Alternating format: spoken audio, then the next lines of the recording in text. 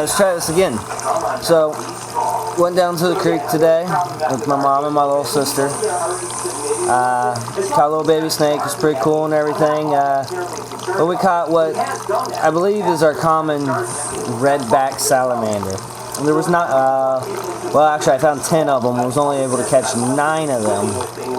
And of course, my little sister wanted to keep them, and let's be honest, I wanted to keep them too.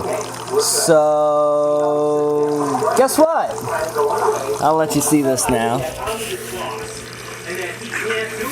Here, I have set up this enclosure. Oh, let me show you the top here first. Now I'm going to get some carbon filters put right here. Kind of block this off to make the flow the way I want, which I'll show you.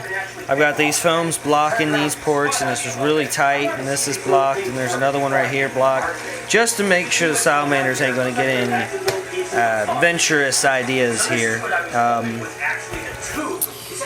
And here we have, let's see, there was one, yep, there's one right there.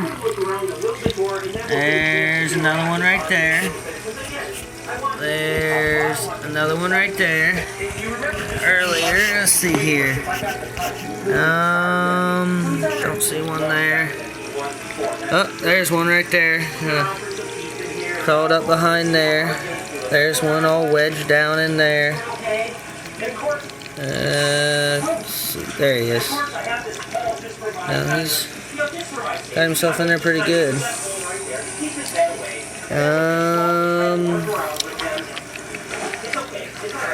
Now there are more in there. I know there's some under that shell. But I'm going to describe this enclosure. If you look up here, the way this filter system works, it pulls the water up into the tube and across the top, what I showed you earlier. Well, it comes out the top right there. Well, I didn't want it just pounding down on this moss and soil, because I actually have dirt set up in there. Instead, so I put that piece of foam in there that I showed y'all right there, and it slowed that export part, and it's actually bringing it down against the back and down. Now, my base level is just a basic aquarium gravel.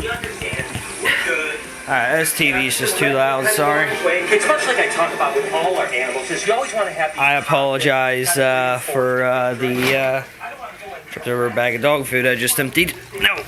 Apologize for all that background noise in the beginning. Wasn't thinking about it, I was a little excited here. Oh, look, see that tail sticking up? That's another one hiding in the moss. Okay, anyway, so we started with the basic aquarium gravel. And this is just the colors that I had on hand. I've got like an extra 200 pounds of those colors.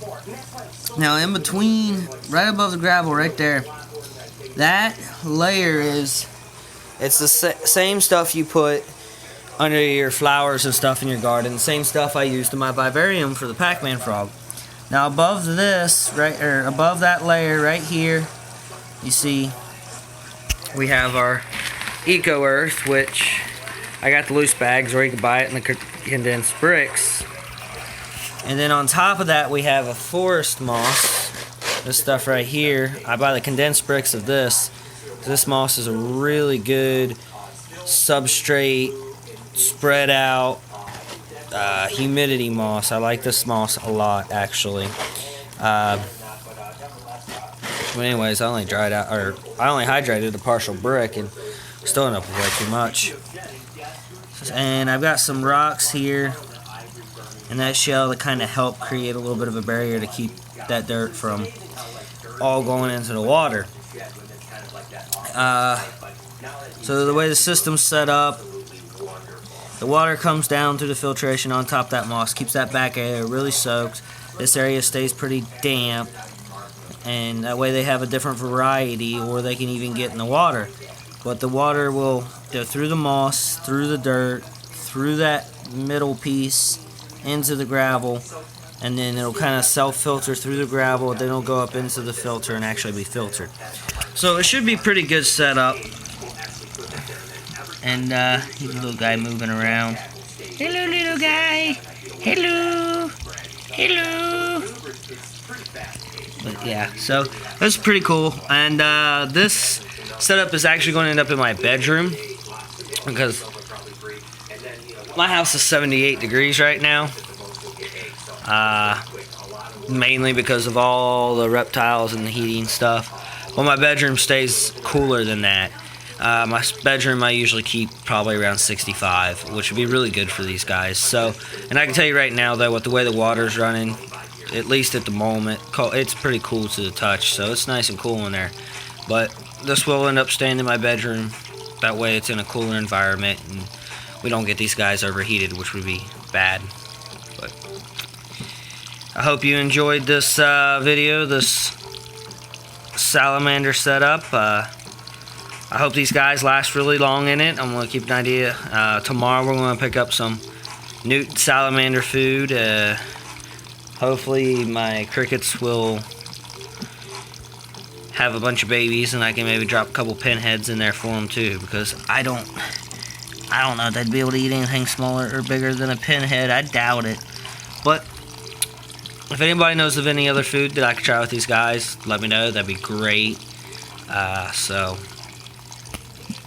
thanks for watching. Hit the like button.